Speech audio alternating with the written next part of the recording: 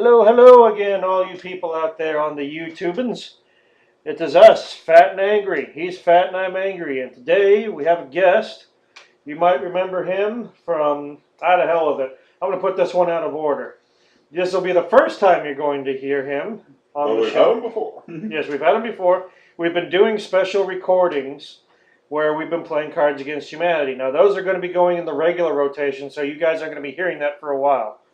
Now, this one I'm going to put out of order because it's based on a movie we saw recently, and I think that would make more sense if we put it out there as quickly as we could. So, say hello, Gonzo. Hello, Gonzo. Thank you for bringing back that old chestnut. I'm sure people have not missed it at all. Well, Anyway. It's their first time hearing him. You don't know. That's a good point. All right, so Gonzo is one of the two guys that we've been bringing in for Cards Against Humanity, and you'll be hearing more of them once those episodes go into the rotation. But in the meantime, we're bringing him in for a special talk about a movie we saw not too long ago, Halloween, the 2018 version. Yes, the new one, not the Rob Zombie remake, or the sequel to the Rob Zombie remake, but the new sequel that decanonizes all the other movies. So yeah, kind of getting rid of all that other nonsense. So this is supposed to be a direct sequel to the original one. And before we talk about the new one, Tosh, you look a little bit confused. I mean, not Tosh, Gonzo. Well, I thought it was the continuance from the sequel. No, it's a continuance of the first one. They are ignoring every sequel. Including Halloween 2. Yeah. Okay. Because at the end of Halloween 2, it's presumed that Michael Myers was dead because he was juggernauting his way out of a fire, and then the fire got the better of him. And we were under the impression that he was burned to death. Yeah. And this one, it's... well, let's talk a little bit about the first movie, which I have not seen all the way through. We've mentioned this before on the cast. You've probably heard some of the episodes before us talking about it. Those of you who have heard some of our other episodes will know that I am not a big fan of the original Halloween. How could you not be a fan of that classic? Because it takes fucking forever, man. I mean, there's like build-up, and then there's just dicking around and wasting my fucking time. And that's what that movie did. There's a line I coined from watching Two-Headed Shark Attack, where I was watching it for a while, and my wife came in when I was about 30 minutes into the movie, and she noticed I looked disappointed, and she asked what was wrong, and I said that the food was still talking. That's the problem with Halloween. Now this is something I actually preferred with the remake. A lot of people fucking hated the Rob Zombie remake, but I actually preferred it because I was able to sit through it. I got about halfway through the original Halloween before I just got so fucking bored and I couldn't stand it anymore. Because it starts off with you seeing Michael Myers as a kid, like stabbing his sister to death. And what also, like, the boyfriend, too? Yeah, the boyfriend. Are we talking about the Rob Zombie one? No, the original one. The original one, I think he just kills the sister. Yeah. Alright, so in the original one, he just kills the sister. In the Rob Zombie one, I think he kills the sister. Kills the sister's boyfriend, and I'm assuming the stepdad.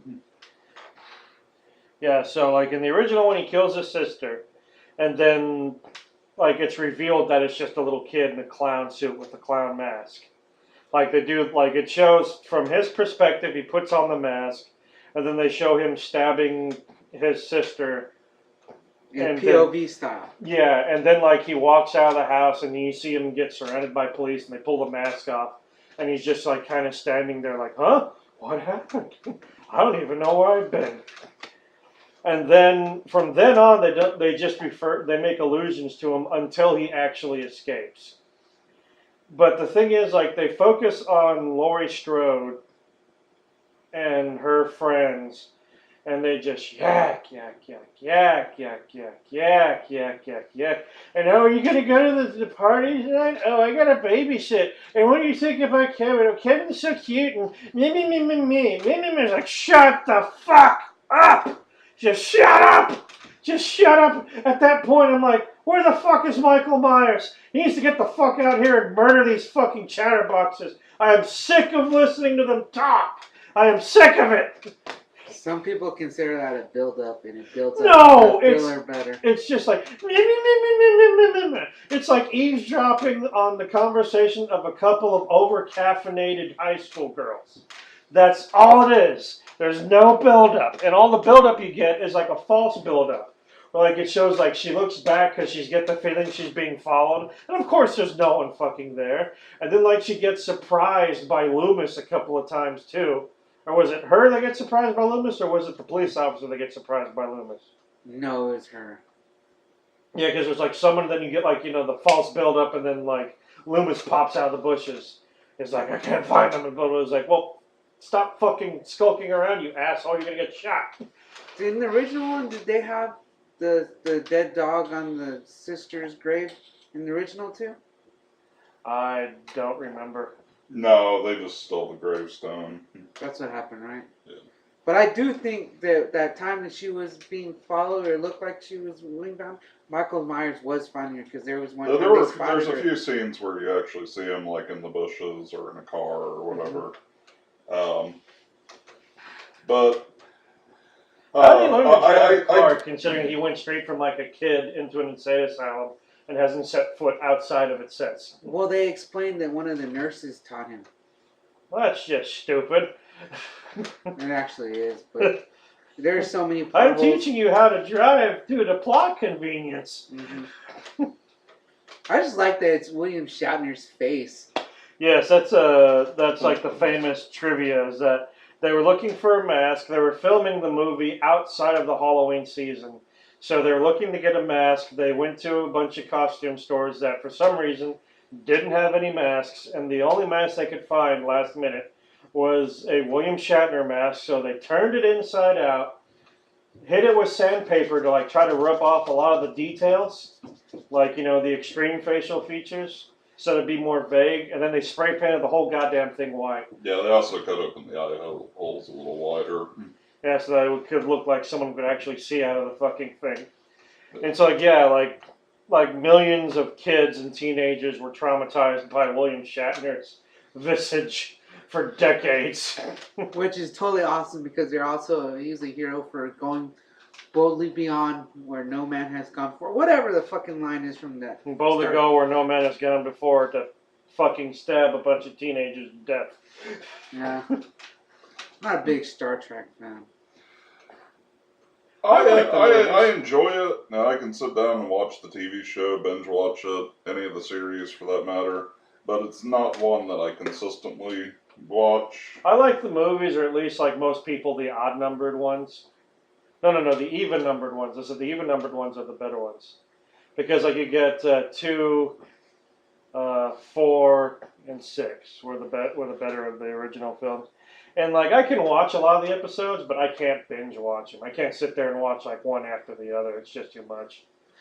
I can watch one a day though.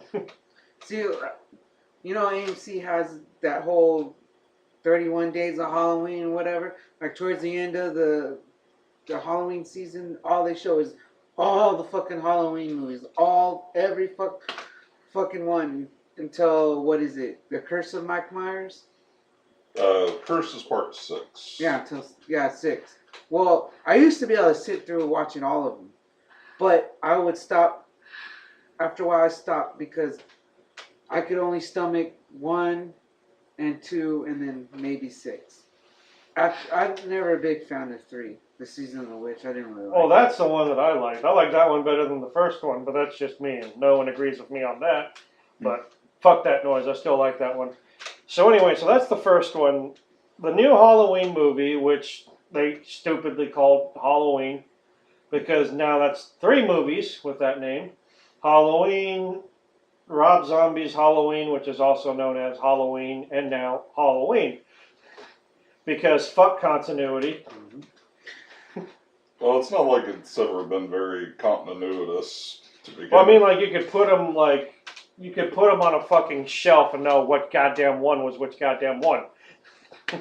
Well, I can tell by the shape of the mask, but not everyone is that well acquainted with it. If you give a shit enough about Halloween to know which part is which, you'd be able to tell the masks is apart. So every person that's played Michael Myers has been different, right? Every movie. how many times has the same person played the Shape?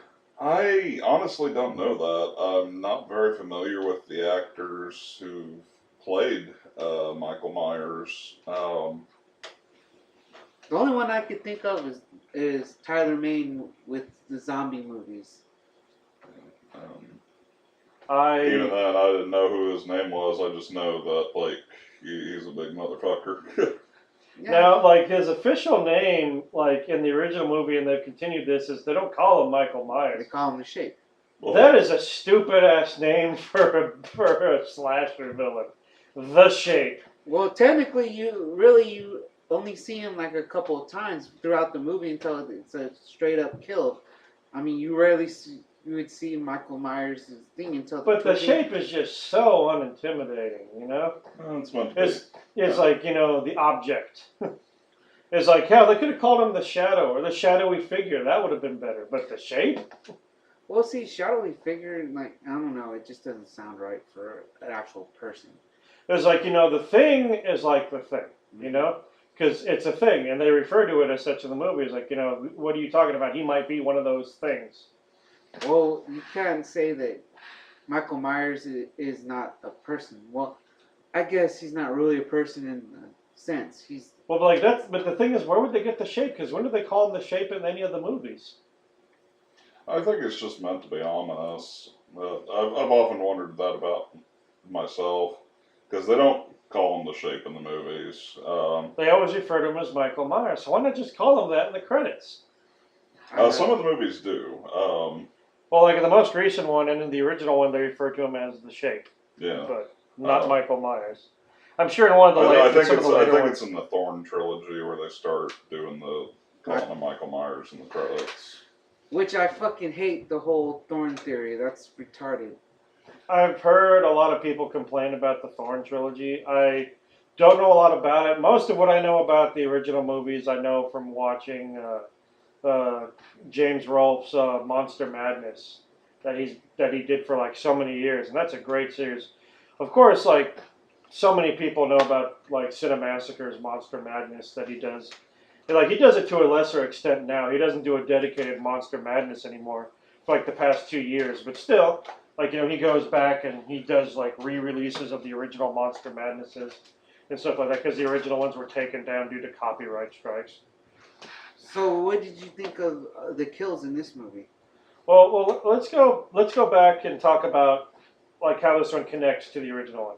So taking all the other ones out of continuity, this one runs under the assumption that after the events of the first movie, that Michael Myers was eventually caught again, and they mentioned that even though this wasn't shown in the original movie, because doesn't he get shot in the face in the original movie? Yes. But you see him like off in the distance. And He gets shot 6 times, and the reason I know this specifically is because Loomis is constantly saying in the second film, I shot him 6 times! and the second one is when he blows up. I'm sorry. Yeah.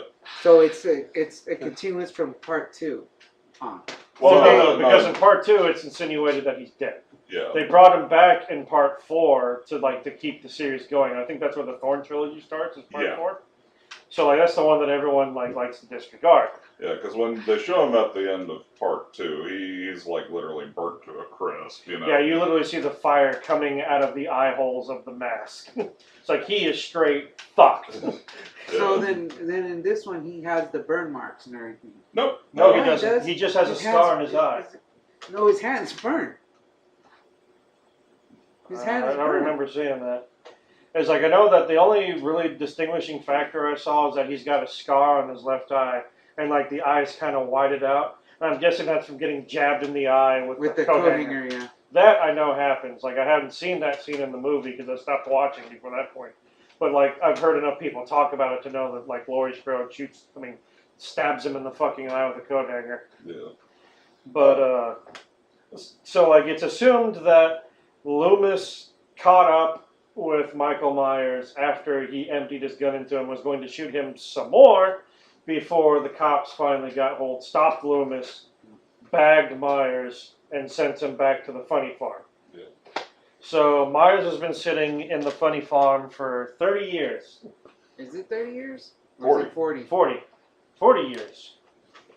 So what, he's like 60 when he... Yes, he's in his 60s. He's like 66, 67. Yeah. What the fuck is that dude doing to make him still a monster like that, dude? Give me some of that shit so I can stay that powerful when I'm 60. Because like he's a big motherfucker. It's like, yeah, it's like if Candy corn. the Feed powers him of nothing but candy corn. So like, yeah, it's like I'm guessing You're a that fountain of youth. It's Candy corn. it's assumed that they keep him under lock and key. He doesn't move around. He's almost catatonic. He doesn't speak. He doesn't make any noise. And like he's fairly docile. They say he will fuck you up if he's given half the chance.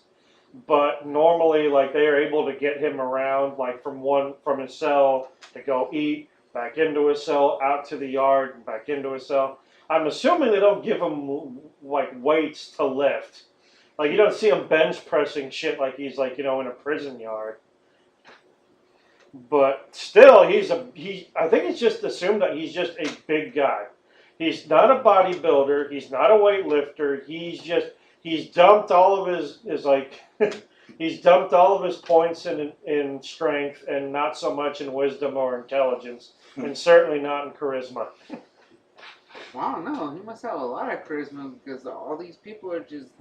I think they're just fascinated by the fact that he's a walking tank. Yeah. Well, like in the thing, the bloggers are the one reason why he gets the mask, right? Well, eventually he does end up like running into them and getting his mask back. So like yeah, it's like the movie starts off with like there's like they like one of them says that they're like investigators, but it turns out they're just doing a fucking vlog for YouTube.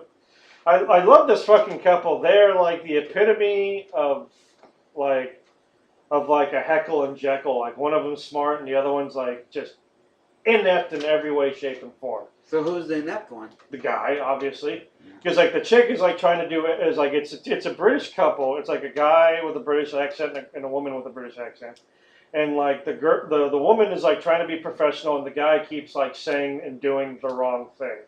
Like the guy is the one that says oh, we're filming for like a YouTube video, and the woman has to cut him off and saying we're here to we're investigative journalists. Because like if you say you're an investigative journalist, you might be able to see a guy under lock and key, like one of the most dangerous people under the control of the state. If you say you're some jackass like Logan Paul, I'm here to shoot a YouTube video. Do you think they're gonna let you see the most dangerous person in lockup at like this mental institution? If it's Logan Paul, fuck yeah. Well, I think they gave him free reign for a while, and I think they fucked that up, and now they know. Well, here's another thing. Why are they moving him? Why are they transferring him? Because they're shutting down that facility, I believe. I think is what they said. Yeah. Like the state funding for that facility ran out, and they're sending him to like a high security prison. Yeah, the only reason that facility was basically getting funding at that point was because of Myers. Yeah, Myers was an oddity. Like they kept sending psychologists and head shrinkers to try to get in his head. Why the fuck didn't they just put him in a fucking hole and let him rot? That's because because they were fascinated by him. Not just that, is generally he was considered to be mentally ill, not criminally insane. It's generally you can put a criminal in solitary confinement, but if he's declared criminally insane, not guilty for reasons of insanity, you get put in an institution. And so you get a lot more rights in an institution. Technically, unless it's an institution where they do shady shit, which is the shit that goes on in the Rob Zombie movie. Yeah. But he was there for for the mentally ill. So he for instance, he's not going in general pop. They keep them isolated, and they have psychiatrists constantly working on him all the time. But he's because he won't speak. They can't get anything out of him. Yeah, so he was useless for study, and so I think they make a mention the state's finally lost interest with him, which is why they're shutting down the facility. Didn't they mention that Loomis said they should just kill him? Oh yeah, they actually have audio from because Loomis. He said he's just a vessel of evil. Yeah. Well, Loomis was already under the impression that Michael Myers was just like a fucking demon, wearing human clothing. And like after the events of the first movie, he was now thoroughly convinced. But because he had shot Michael Myers a bunch, he was no longer allowed to be a psychiatrist. Yeah, they didn't really frown when you shoot your patients for some reason. Yeah, funny that. You know, I mean, you've got a psychiatrist's degree, you should be able to make that kind of judgment.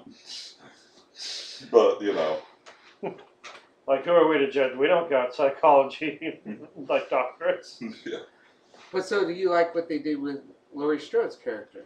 Well, we'll get to that. So, like, I like to go go with the plot. But anyway, so Yeah, he's not interested in doing broad strokes, which is why we haven't done the Alien films yet, because I'm only willing to do that at broad strokes. And I would be willing to talk about them like 1 to 2 movies, like 2 to 3 movies at a time. Nope. Whole series. Well, then I'll have to talk to someone else about them then. Broad strokes. We can do individuals later, but for the first one, broad strokes. Well, doing individuals later, after doing the broad strokes, I'd probably be willing to do. But anyway, moving on. So the fucking YouTubers, like, they try to get a rise out of them. Like, they show them the mask. Lord knows how they fucking got it. They probably bought it on eBay or something. I mean, like, you know, probably the same way. Like, you think there was a Barney there who was, like, selling all of his shit? Probably. Maybe. Like, that's like a reference to, like, Silence Hannibal. of the Lambs. Well, like the guard, like, if you ever seen Hannibal, like, the guard Barney, like, starts selling off, like, all of Hannibal Lecter's. Yeah, because it's a whatchamacallit. Like the guy who's, like, buying all the shit. Murdermobile. But, so they get a hold of the mask. They don't get anywhere with Myers, and so they go to interview Laurie Strode. So Laurie Strode, at this point, has become a paranoid, I wouldn't say schizophrenic. She's essentially She's like... become a shut-in. Oh, yeah. She was, like, severely fucked up by that experience. Well, she has, like, PTSD or PTSD, yeah. because of all that shit she saw. Yeah, I mean, like... Who would be normal after seeing that? That's the real Well, like, question. the other movies never really addressed that. This movie goes, like, what happened if you had someone survive all of that shit and then left to their own devices for 40 years? It's explained that she eventually had a daughter, but she's gone through, what, 3 or 4 failed marriages? I think they only talk about 2, but she might have had more. There's, like, at least 2 failed marriages. She had 1 daughter out of the marriage who she eventually lost custody of, and who the daughter wants nothing to fucking do with her. And all she's done for the past 40 years is get ready for when Myers eventually breaks out. Because he broke out once, he'll do it again. At least that's under her assumption. She's been keeping up with him. She knows damn well that he's going to get transferred. And she's hoping that he'll get to escape so that she can kill him with her own hands. Like, she practices, like, with guns. She's got her house all fucking booby-trapped and shit. Didn't they cut a bunch of that shit out of the movie?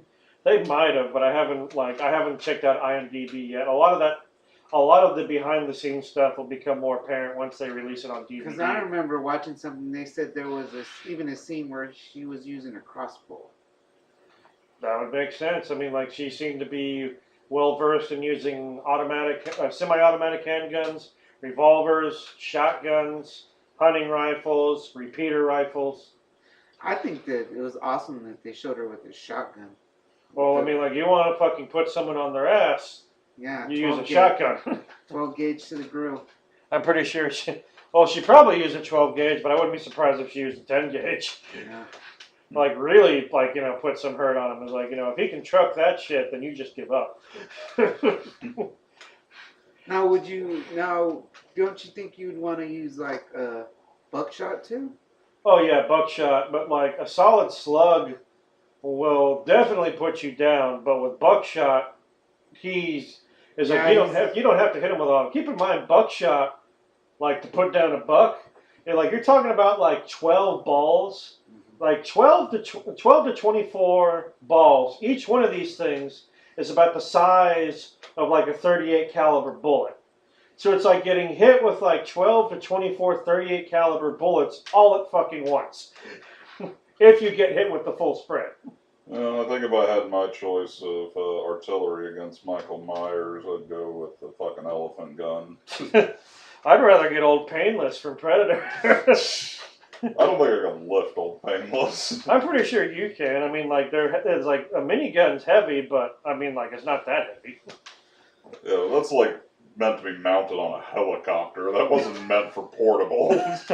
No, the one that Ventura has, and that yes, was like Jesse the Body Ventura. he's not the only one. I don't have 50% of his mass. No, you are 50% of its mass. It's just not all muscle. You have well over 50%. He is a goddamn sexual tyrannosaurus. And that's what that chew does for you. Yeah. I don't do the chew, so, you know, he's got me. Now let's go back.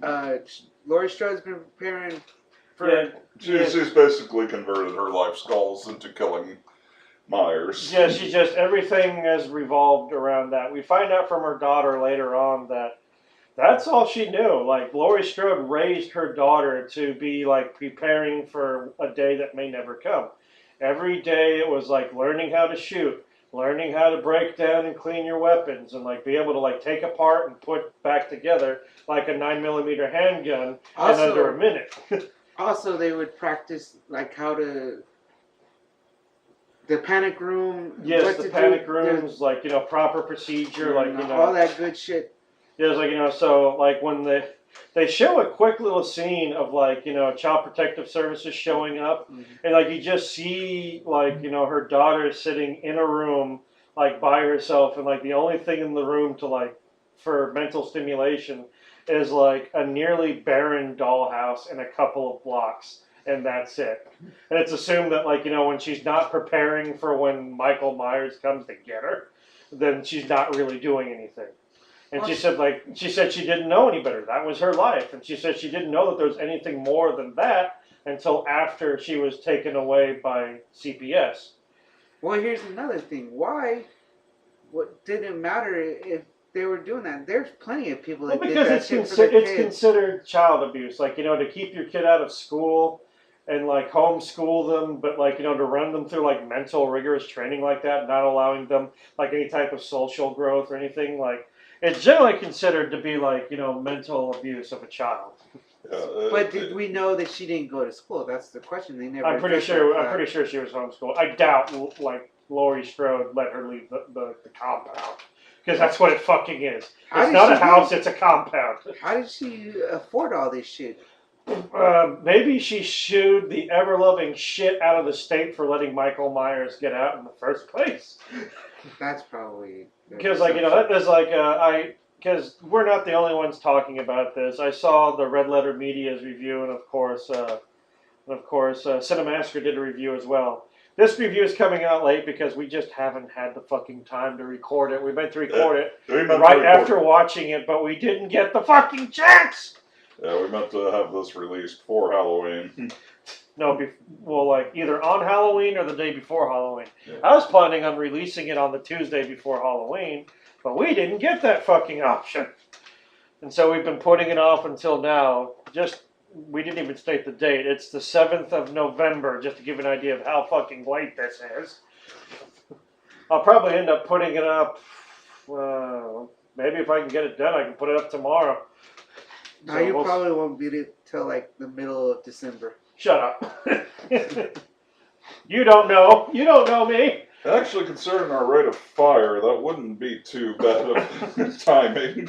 But well, with my, like, you know, fucking lazy way of editing things now, it doesn't take too long to do it.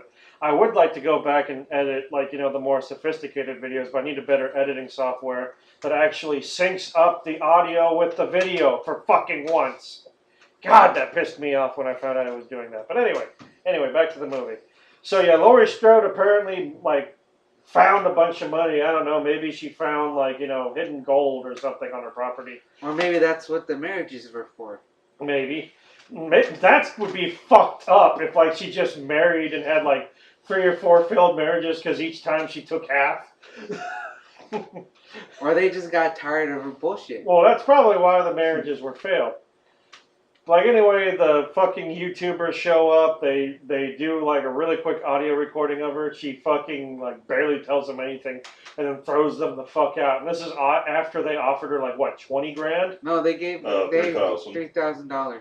Yeah, $3,000 up front. She tells them like next to nothing, and then throws them out and like demands to be paid. It's like, damn. I thought it was something like at least 5 grand. I remember it being a No, lot it of was money. $3,000. But anyway, so then the movie cuts to Laurie Strode's granddaughter, who you can tell just by the way the movie goes, she's going to be the main character because she has to be. You can see that Laurie Strode's going to be a side character. The main character is the granddaughter. And you can tell, they're going through all the motions. She's in high school. You see her talking with their friends. They're cavorting with their friends and, like, you know, knocking each other's like, oh, are you going to be going to the dance? Oh, I got to babysit so-and-so. Oh, you're so funny. Oh, It's not the same thing. It's not the same thing, but it's kind of that. Angry, it's kind of like that, but... Like, well, yeah, I mean, like, it's following the story beats, you know, like, we're introducing her. She's in high school. She's popular. She's got friends. One of them's going to be babysitting. She's going to be going to a party. She's got a boyfriend. Her friend and the other boyfriend are, like, you know, also going to mix it up, too, on Halloween night. And, you know, they got the douchebag boyfriend. And then... Well, like, you know, he's not set up as a douchebag boyfriend right away, but, like, you know, you find out later on that he is. And then, like, you know, there's the third friend. Well, no, they introduce him later on when they actually get to the high school. Yeah. The weird kind of, like, chubby guy. I don't know what they were going with him. He's just an extra character for fodder. I don't know. It's like, I think they threw him in, like, he was just a weird character. I don't know what they were going with that character. He was just there for the kill. Anyway, so, yeah, there's, like, just the way they set it up. More meat for the meat god. She's set up to be the new Laurie Strode for this movie.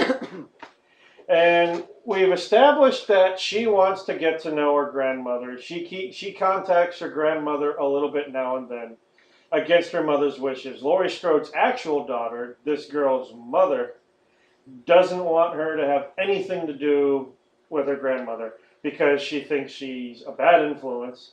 It's like, your grandmother's crazy, she's not right in the head, she's disturbed, you need to stay away from her. And the thing is, she's getting an award for some sort of like English essay or something like that. She's getting some sort of scholastic award. She's like, did you call grandma about it? It's like, oh yeah, I talked to her. And she knows it's bullshit because, like, she doesn't know that she got a hold of Laurie Strode's, like, phone number. And it's like, no, your mother didn't tell me. Well, as far as I understood it, they had a very good relationship because there's parts of the movie where the granddaughter is comforting Laurie. Yeah, it's like it's just like, you know, the granddaughter is like, it does seem like she's trying to help her grandmother out. She knows her grandmother is in a mentally really fucked up place, and rather than just like pretend it never happened and swear her off like her mother did, she's trying to, like, you know, it's like, hey. She's trying to understand. Yeah, it's like trying to understand what happened. Like, you know, hey, maybe come out and, like, you know, come have dinner with us. Like, you know, trying to help her, like, get a little bit back into society. So while this is going on, we find out that they're going to go through the prison transfer. We find that, they introduce that there's a new doctor focusing on Michael Myers. But The new Loomis. That's the dude that let the two vloggers come in the first place. Yes. Well, he was hoping that they could get some sort of reaction out of him, but of course he didn't. Because he was interested in Michael. Yeah, it was like he was interested in Michael because he found Michael fascinating. Like, you know, he went up and down over Loomis's, like... But was he a student of Loomis's? I think he said he was a student of Loomis, or, like, at least he respected his work. And, like, you know, he saw somewhere along the lines that Loomis didn't appreciate the find that he had. Like, you know, Michael Myers is a one-of-a-kind find. You're never going to find, a research subject like it. So he's kind of narcissistic about it, though, in a way. Not because really. He's more... He wanted his name. He wanted to be popular, or he wanted to be in the history books because of his. I think he just like he wanted to get somewhere that no one ever gotten before. He wanted notoriety of having Michael Myers speak to him. Maybe. I think it was not so much about the notoriety, but just like going somewhere no one else has gone before. Like if you're the first person to discover, I don't know, combustion. Mm-hmm. You're the first asshole to bang two rocks together and make them explode. You're the first asshole to take a shit on the moon. No, I'm pretty sure. Like, I don't know about taking a shit on the moon, like safely, but that's suffering from the vacuum of space. The vacuum of space, it'll suck that shit right out of you. Literally. So now We go to the transfer thing, and of course that goes bad. Of course it goes bad. But see, my question is, I wish they worked more on that scene. yeah, I wish they had actually shown that. There might be some deleted scenes with that, but I think it worked better for the narrative. So the next thing we see, it's the night of that. We see that Laurie Strode actually watched, like, she had parked her car, she had a gun, and she was watching Myers get transferred to the bus. She was carrying one of my favorite revolvers, the 44 snub nose. Was it a snub nose? I thought it was a longer barrel. No, it's I don't snub remember. nose. But at one point it looked like she was planning on hijacking the bus and just going on there and shooting Michael Myers in the face a bunch. Yeah, it also looked like she was going to take her own life at one point. Yeah, but instead she watches the bus go off into the night, and then she ends up joining the family dinner later on. But you gotta remember, she freaked out while she was there first and started. Oh yeah, because she was like, it's just like she doesn't like the idea of him being alive. Because even if he's locked up somewhere, if he got out before, he can do it again. Doesn't matter where he is. I'm pretty sure if he was, but it only seems that the only reason that Michael Myers has never broken out again is because he's never wanted to. They said after they recaptured him, he's just been like in a semi-catatonic state. He's never done anything, which means he's never tried to escape. If he actually tried to escape, he probably easily could have. Well, here's the thing. He probably could have just walked through a brick wall, like very slowly. But the first time he actually came after her, he did break out. Did he not? Yeah. But did he kill anybody breaking out? I think he kills a nurse and then like also a night guard. Yeah. I don't remember. I know. I do remember like that was one of the bits where like they actually, you don't see him, you just see like a shadowy figure like kill a nurse and rip her out of her car, and then you see the car like back up and drive off. But you don't actually, at no point do you actually see like Michael Myers in that scene in the original. And I think you get to see his hair, but what I do like about this is you see a son and a father going to hunting, and they run into the bus. Oh yeah, and it's like it's not just the bus. I like how they start off at first. They just see this is one of the things I meant by I wish they would have done more with the scene, because like all the maniacs are loose and walking around the street, and that alone. It's like all because like Myers wasn't the only one on the bus. There's a bunch of like other people. Like essentially the entirety of that facility was being transferred.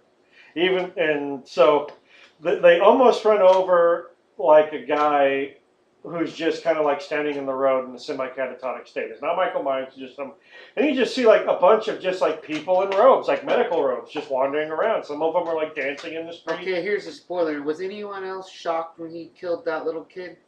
When Michael Myers broke that little boy's neck? Not really.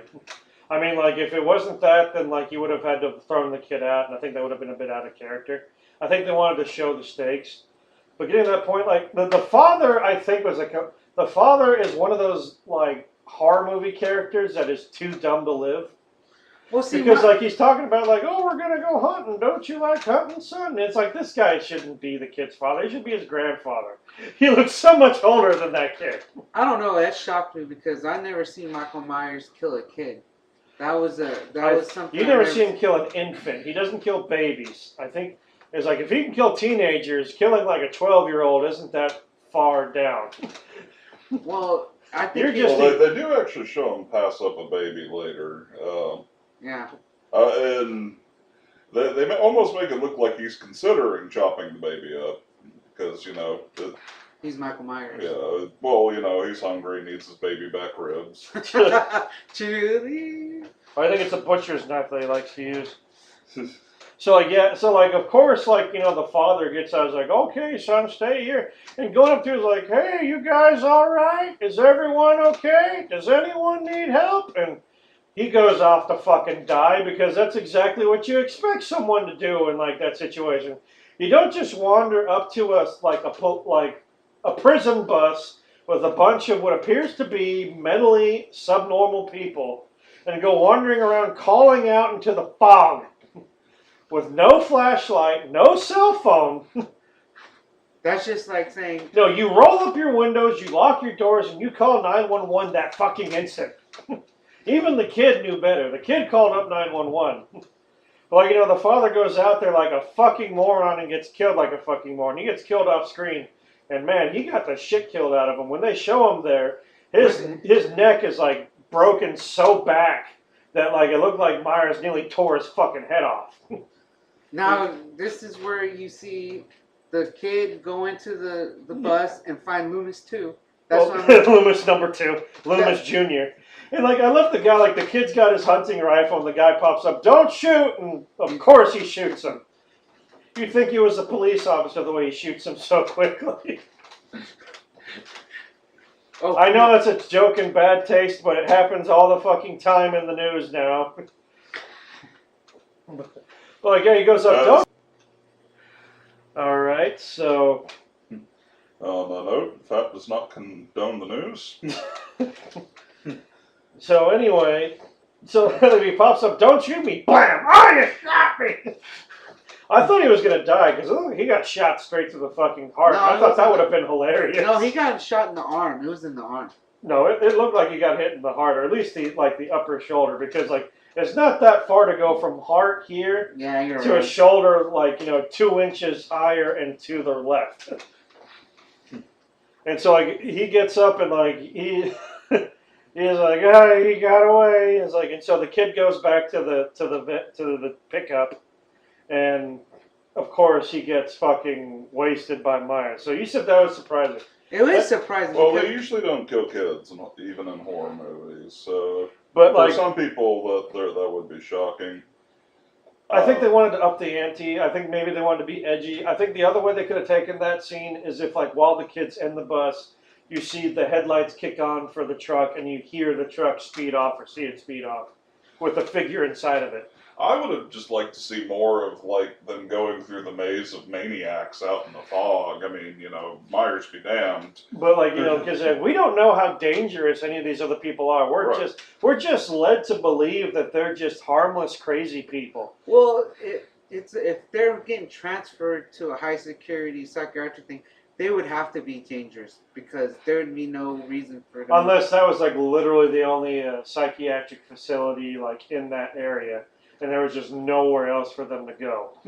Because then, like, I've heard about like asylums getting closed down, and even with like pretty much like passive, absolutely harmless mental patients getting sent to like high security prisons, like in Gen Pop.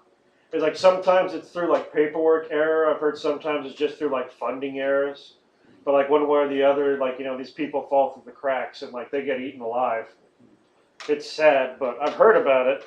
I can't cite any direct cases, but I'm sure you do enough digging on the internet, you can find plenty. But anyway, so yeah, so now Myers is mobile in a pickup and on the move. And so the next time we see him, we see that the 2 British YouTubers are trying to get out of town, and they're going to go get snacks and gas at a gas station. And of course, you see like various things, like you see like a fist going up and down in the background. You see like legs splayed out, like behind an oil barrel or something like that, like an oil drum, oil barrel. You see like someone behind the counter, and then the next time you look, they're not there anymore. It's like, there seems to be a lot of people going missing now. I guess I should go to the bathroom. I know, right? Isn't this funny I need to deposit these used snacks. I gotta make room. They're like, I'm sorry, if I wander into a gas station and I'm not gonna use the. And like someone disappears behind the counter and there's no one there, I'm gonna be suspicious. Because you don't just run into like an empty gas station in the middle of the day. So between the 2 vloggers, who do you think got the worst deal? Was it probably the dude? Well, they both got smashed apart pretty bad, but he just got to deal with the smashy. Whereas, you know, she's just trying to take a dump in peace and is handed a fistful of broken teeth. Gets to watch her friend get battered the dude to behind death. the counter, he ripped his jaw off, didn't he? Something like that. He It fucked was him just- up good. he It's was like, just yeah, she's hanging like, there. she's trying to use the restroom, and like, you know, Myers just walks in, bangs on the door. She says it's occupied, and so he just reaches up and drops like a fistful of bloody teeth. That's like, you know, that's fucked up. Why would you do that? Just if you're gonna kill her. Just be done with it. It's like that was like, you know, that was something that was written in that I think kind of went against the character, because I can't see Michael Myers doing that. Like based on from what we see in this movie and what we know of him from the first movie. Like, Well, that's not the first time he's gone into a woman's restroom. no, I mean like to see him go like bang on the door, know that there's someone in there, and then intimidate her by dropping a bunch of bloody teeth and then trying to kill her. I don't think it's an intimidation thing. I just think he's just, you know, wired that way to be like, you know, brutal in any way that he can show brutality. He does. So that's what I think the teeth are. I don't think it's an intimidation thing. I don't know, because like he seems to be a lot more direct in like all the other kills that you see in the movie. And so, like, you know, he starts chasing her. She starts screaming and trying to get out, like, under the stalls, and he keeps grabbing at her legs. And so, like, eventually, like, the guy comes in, and Myers just grabs him and just starts smashing him into the walls. Starts, like, trying to push this guy's face through the wall. And this is, like, the chick, all she's doing is just screaming and cowering in the stall while she's listening to her cohort get the shit smashed out of them. When she should have just, like, as soon as, like, she sees Myers disappear off to the side and, like, hears him start, like, tenderizing her friend's meats, she should have been out of that stall and out the fucking door like a fucking Olympic sprinter. But instead, she dicks around in the stall, so when Myers finally gets bored and smashing this dude, Like a dog with a toy. yeah, like, you know, he The goes squeaker's broken. Move on to the next one. and like then like he goes and he grabs her and he just chokes her until he breaks her fucking neck. So, here's another question. You think she got to finish taking her dump before Myers killed her? I think that Fuck probably no. happened post-mortem. Probably didn't even have the courtesy to wipe. Probably not. But like, Isn't that a shitty I way did to see go? like I did see a funny gif where like it shows like Myers go in, like bang on the door and scare the girl so bad that like, you know, you hear like this loud fart sound. Then there's just like a pause of his big feet there at the stall. Then they reverse the footage of him walking in, so he's walking backwards and he just shuts the door and leaves. so right there, that's like 5 kills within that. Yeah, 10 he minutes. kills like 2 of the garage workers and like the clerk behind the counter of the gas station. And he steals the jumpsuit there. We see that like one of the workers is like in a pool of blood. And like he's in nothing but his underwear. So this is how Myers gets the grease monkey suit. Yeah. And then he goes to the... Because he knows that these 2 idiots had his mask, so he goes to the trunk. and lovingly touches his mask for a few moments before putting it back on. Yeah, and then like he takes a So bunch of is deep it breaths. kind of a masturbatorial thing when he does that? I think he just feels complete with the mask. It's like, you know, without his mask, he's unfinished. He's unwhole. When he's got his mask on and he's surrounded by that crappy latex and like they focus, he does like a Darth Vader breath thing. Where, like you hear him breathing heavily, like in the mask, like he's inhaling that shitty latex. But see, that's what I like because the mask looks like it's been worn. Like Yeah, they put that these was one thing. utilities and everything in there. It's like that mask Perfect. is like as bad as that mask looks, all cracked up and faded. It's in surprisingly good shape for a latex mask that's 40 years old. Yeah, I used Because to have, latex does not last like that. I used to have an alien mask that was made out of latex, and that one only lasted about 5 years before it melted. Yeah, like Eventually, something about the latex, there's like this juice that starts leaking out of it just over time. And yeah, and then it loses its brittleness. I mean, it loses its flexibility, becomes too brittle, and it flakes apart. Like everyone here has seen Labyrinth, yeah? Yes. Did you ever see the horrible pictures of that damn puppet they found. Yes, they found in storage a hoggle. Yeah, Hongo. Yeah. And he was made out of latex, and he was an animatronic puppet. So like they had like actuators to work all the muscles in his face and stuff like that, in his eyes and facial expressions and teeth. Have you seen the picture where they pulled him out of storage? Yeah. He looks like a fucking nightmare. He is a rotted whore. Well, they didn't actually pull him out of storage. What happened was he was in some airline luggage that got lost. And airlines with the lost luggage that never gets reclaimed, way to go, Delta. They eventually auctioned it off, and that's where they found him. He'd been sitting in luggage for like 20 years. He looks like something out of a fucking bad nightmare. It's like he is scarier than anything like Jim Henson could have fucking thought up in his lifetime. He's the reason Five Nights at Freddy's looks scary. Now we cut to the So now Laurie Strode, like, you know, she heard about the bus, like, having an incident. And so, like, when she shows up to try to be a good grandmother for her granddaughter. But then she hears about the bus, like, you know, going missing, and she starts to freak out. And then, she, like, you know, she tells, like, her daughter and her granddaughter, like, you know, you need to go home and lock your doors. It's not safe. He's going to get loose. I know it. And, of course, like, you know, the mother is like, oh, this is typical of you. Why can't you just go home and be crazy on your own? Me and my daughter will have nothing. We'll have none of your nonsense. But that's the fucking funny part about it is that in reality she's not really crazy. She's just prepared. Well, like she's paranoid. She's crazy, but it's like she's got a damn good reason for it. It's like she's paranoid, but the thing is, like, that's the thing about paranoid people. Eventually they die or they're right. It's one or the other.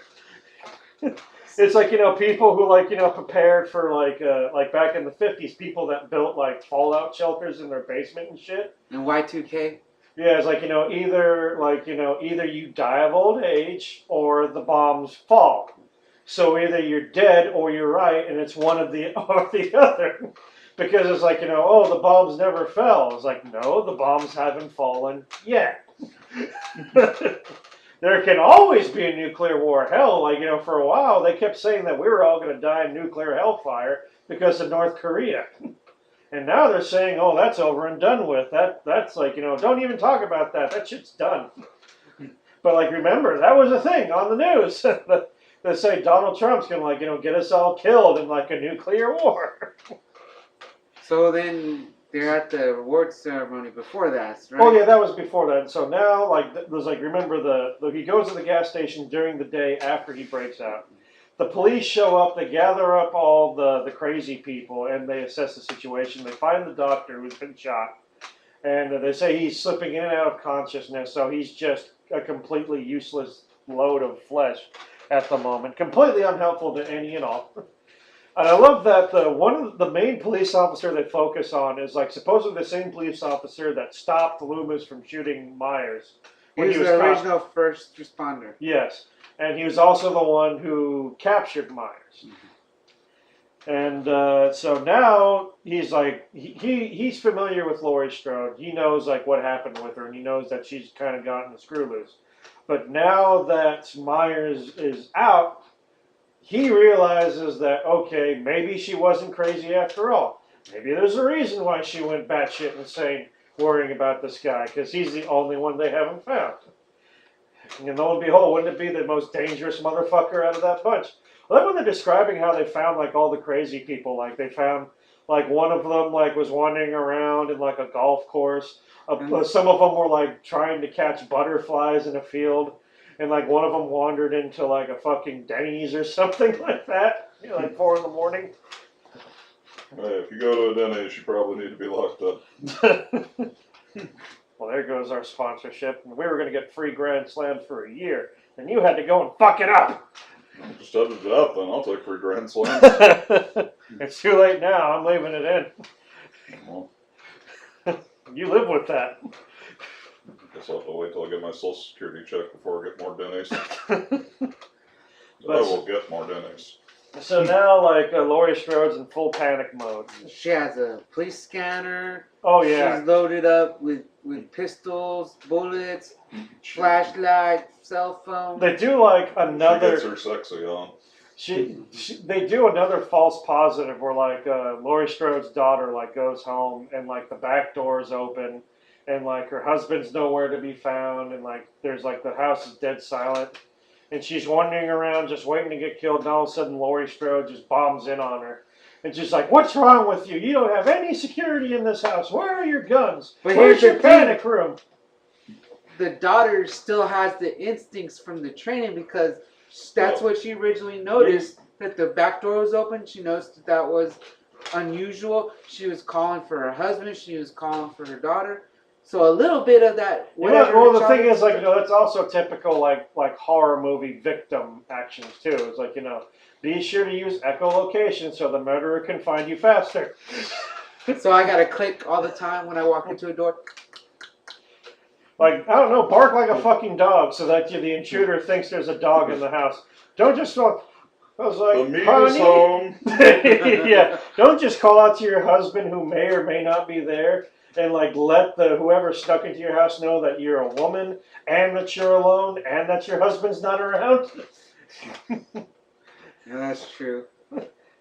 It's like even Macaulay Culkin did a fucking better job in the original Home Alone movie. Like when he sees that like he's getting fucking followed by like the two burglars, he starts acting like his family's there. "Oh, I better head home. Mom must be worried. I bet Uncle Frank's gonna be mad when I get there late." And like they know he's lying, but at least he makes the effort to try to sound like he's not the only motherfucker there. So then, Which is something that like Laurie Strode's daughter did not do. So Kevin versus Michael Myers.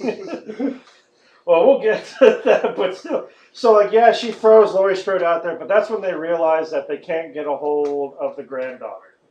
And so then they fast forward to the party. And now Michael Myers, he's got his mask, he's got his jumpsuit. All he needs now is his knife. now this is where First he gets a hammer. Oh yeah, it's actually that's like a shot-for-shot scene from one of the movies. well, like it's taken all in one shot. I kind of like how they do it. It shows him walking down the neighborhood. A couple of kids bump into him, and he kind of looks at them and then just disregards them. And then he goes like into a focused mode where he walks, looking dead ahead straight. Like not even moving his neck. He just walks along, turns down an alleyway into like a driveway, into an open garage where he produces a hammer, goes into the kitchen of like the same house, and where he finds a woman and then just proceeds to bash her fucking skull in. And of course, like, you know, takes the kitchen knife that she had because that's his weapon of choice. He'll kill you with his bare hands, but he prefers to use the standard butcher's knife. Well, see again. That's a scene from one of previously in the first movie, like almost a shot-for-shot scene. It happens in that thing. And here's another thing: it's fucking 40 years in time, right? That neighborhood doesn't look exactly the same like it did when he was that age. Well, it might be the same house, but like I mean, there's like obviously it's not the same people in the house. But I mean, neighborhoods change, so Sure. how is he know? Well, you know, it's a movie. Oh, he doesn't know. He just like, you know, Well, he like, goes, he yeah, sees he an open should- door, he goes into open door. Yeah, he should have known the layout the first time he escaped because he was a kid when he first got committed, and he was an adult when he came back. So I mean, He doesn't know the layouts of the houses ahead of time. He just goes in, he goes looks in. for victim, kills victim, move on. And for Oh. some reason, like Well, all I got is a hammer. All right. Oh, hey, she's got a knife. Tenderize. Now I got my knife. so like, now he's fully equipped and ready for battle. And now this is when we see him look at the baby and ponder whether he's gonna fucking. Yeah, they leave that open. Like, is he gonna do it? Is he gonna do it? But no, they don't go that way. And he just like passes by the baby. Though that kid's probably gonna end up starving to death if, like, you know, if someone doesn't come in and notice. At the very least, it's going to have a very dirty diaper. Yeah, but Much just- like the blogger. If that was a single mother, that kid's dead for sure. Unless like someone just was like, man, that kid's been crying for a long time. And so he kills the woman in that house, goes out of the house, moves on to the next house, and like kills like another woman in that one. But you forget the best part. It was by that time they're giving an all-out bulletin about Michael Myers being loose. So she receives a call from her friend and proceeds to start closing all the doors. Oh yeah, and she stuff, closes the windows and shit just as he comes in. and fucking like, shanks you know- her ass into the window. Yeah, and so like while this is going on, Laurie Strode's granddaughter, God, I wish I could remember her name, but I can't, because she, even though she's the main character, We'll just call her Jennifer. Yennefer. Yennefer? Yeah, we'll just call her Jennifer. Where was Yennefer? I've heard Yennefer somewhere. Witcher. Oh, that's what it is, Witcher. Yeah, it's like I think it might be Jesse or something. Yennefer sounds like a name that should be like in the fucking Hunger Games books, because like Katniss is not a name either. Neither is Yennefer. These are names that you misspelled incorrectly and thought it was right, and you just kept going. Well, it is supposed to be in a dystopian future, so maybe they start mispronouncing them that way in that time. Now we get to the friend babysitting. Oh yeah, so and like a lot of people have said that's like the best part of the movie is the little black kid that she's babysitting because he's got a mouth on him. Like he talks all kinds of shit. That little kid was fucking cool as shit. Everyone says that. It's like I think the same way too. I think he was an interesting character. He broke up the tension of the movie enough to like help you keep going. You know they talk about that like tension breakers. Yeah. Yeah, like he was a really good one. Like, and the thing is, the dialogue sounded natural in a sense of like if your babysitter's really lax and generally like let you watch what you want, let you do what you want to do, just so long as like you don't inject heroin directly into your eye or set the house on fire, Yeah. Well, they have a healthy banter between them, you know. Oh yeah, and like you can tell like she's probably had like her boyfriend come over before, and like so like she's like it's like you do it like I'll tell mom. It's like oh yeah, and I'll show her your browser history. It's like bitch you wouldn't. How old is this kid supposed to be? He looks like he's like he looks pretty young, but I think he's supposed to be like 6 or 7. I wouldn't even thought about porn at 6 or 7. Man, times have changed. Like, But you know what? The weird part about this is the whole movie. They mention the boogeyman maybe twice throughout the whole movie, and in the first movie, there's a whole conversation about whether the boogeyman's real or not. Well, like it is like in they also mentioned like the what was it the babysitter murders? yeah. Which was that was like the original name of the movie. They wanted to call it the babysitter murders. That's right. But they ended up changing it to just Halloween at the last minute. For better or for worse. Yeah, it's like didn't you say it's because there was like another one like the Babysitter Massacre or like there was another movie that came out like a little bit before. Was that Summer Camp Massacre or some shit like that? It was something that had like babysitter or something sounding like that in the title. So like Sleepaway John Camp? Carpenter like changed it at the last minute. I've got Sleepaway Camp. But anyway, so while this is Check out going the first on, 3. they also cut to like Laurie Strode's granddaughter at the big Halloween dance, and we see that the weird guy gives her boyfriend some booze, which gets him drunk, which causes him to go ahead and like start fooling around behind her back. Being a douchebag. And so like yeah, she keeps like getting messages from her grandmother, but like she keeps like the dude like keeps like grabbing her phone. He's like, you keep put the phone away. And he throws And like he throws it in the fucking punch bowl and like destroys I her thought it was phone. pudding. It was pudding. Pudding, punch bowl, like all the differences in viscosity. Well, like if Will rice work with pudding? I don't think pudding would have actually ruined the phone, but she just leaves it there for some reason. And so like yeah, she leaves him there and like she takes off. So now she has no idea that Michael Myers is on the prowl. And she all she knows is that she's going to be going over to her friend's house who's babysitting, and they're going to be having like a get together. Well, and then this is where the little boy. Oh yeah, he goes to bed so that like so that his babysitter can get some alone time with her boyfriend. And so he's like, tell me a story. It's like oh there's. And it's like at first it's like I thought I heard a noise, and she goes to check and there's nothing. And then she tells him a story, and then she goes out.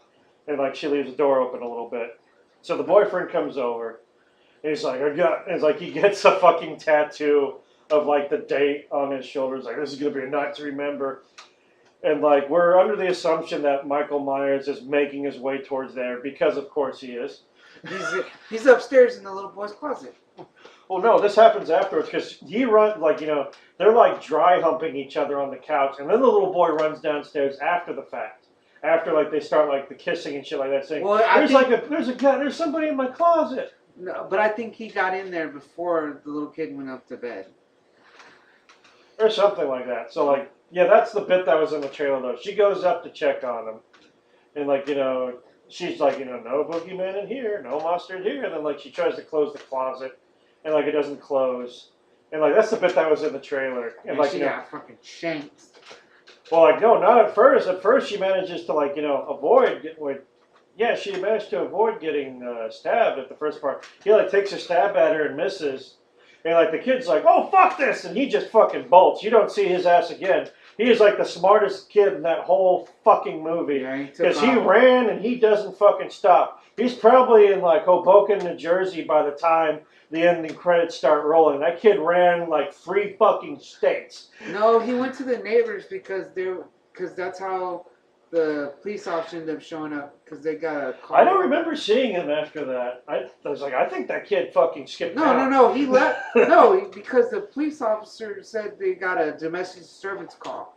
Yeah, because Lori ended up shooting him in the back after Myers. Because the little boy had called or had gone to the neighbors and the neighbors had called. Or something like that. Yeah, maybe. I just like the idea that kid running just out to started. Sheboygan. Like he fucking started running and he sense. did not stop. Yeah, that would make sense. That would be my reaction as a kid that age. There's like I heard that this movie was written by, God, I can't remember the name of that actor. It's that one actor with like the big hair, the curly hair, and like the mustache goatee. Something McBride. Danny McBride. Danny McBride. Yes, he was supposed to be. He wrote this movie. He was a co-writer. A co-writer? Yeah. And like I'm pretty sure like all the kids' dialogue was done by Danny McBride. Because it sounds like he's fucking hilarious. I don't understand how this translates. They made him out to be like a fucking horror. Well, not like a horror villain, but just a fucking villain. And This Is the End, or the end of the world. Like he is just a monster. Because you're a in that movie. you were Tom Petty. That's why you're still here. You became Tom Petty. Well, anyways, I mean, if you think about it, it would make sense that a comedy writer would be good at horror because they kind of tend to look at the dark side of life and find humor in it. And like one of the reviews I saw mentioned that like one of the more recent movies he was in was Alien Covenant. He played like the captain on that one, or like one of the captains that he was a pilot, I believe. Yeah, he takes over the role of captain after the main captain dies. He was also part of like like what's his name, Seth Rogen's like running crew. Seth Rogen, he's got like his friends that he always throws in his movies, like Danny McBride, Jonah Hill, shit like that. There's a bunch of them, but like yeah. But I remember like the dude who's the captain is like, oh yeah, it's the same guy as like in all those fucking stoner movies with like Seth Rogen. Oh, yeah. Even though like he fucking gets burned to death before he even wakes up, and so you only see him in like the flashbacks and shit in like the home videos. But James Franco, yeah, it's like homeboy fucking gets killed before he even shows up. But that's a different movie and a different. So now the little boy's running, the babysitter's getting attacked. The boyfriend. Yeah, she's screaming for help. The boyfriend's dicking around downstairs, like the boyfriend went and got a weapon. He got a knife. Oh yeah, but he was fucking around too long. Like he's dicking around for like 30 seconds before he finally says "fuck this" and grabs a knife and goes up there, giving Michael Myers enough time to chase this chick around the room, finally catch her, and then stab her to death. By the way, we got a replica kill with the boyfriend with the knife hung up against the wall. Yeah, he used the boyfriend's own knife to fucking like stab him in the neck so fucking hard he was hanging off of his feet, impaled in the wall. That's a special kind of fuck you stab right there. But see, how did the girl die? She got stabbed? Well, yeah, you see, like, she's like grabbing on like the fucking posts of the staircase, and like he's like pulling on her leg, and like finally he's just like fuck this. Did he start going? And like stabs her in the back. She lets go, and then like he drags her into the room. So he went ham with the knife, right? Yeah, like he was chasing after her with it. She's trying to pull herself away from him. He gets sick of it, and he stabs her in the back. She lets go, and then he drags her into the room. And then dickhole boyfriend finally shows up with his knife after Like, you don't go after a killer after he's already made a kill, because now he's ready for more. You go after him while he's trying to kill someone, because then he's distracted. There's your opening. Use your friends and loved ones as bait if you're in a horror movie. Then you can kill the killer and save them and act like that was your plan the whole time. Don't be in a horror movie with me. You people will be my meat shields, I swear to God. Not if I use your shield first. I don't know, you'd have to outrun me.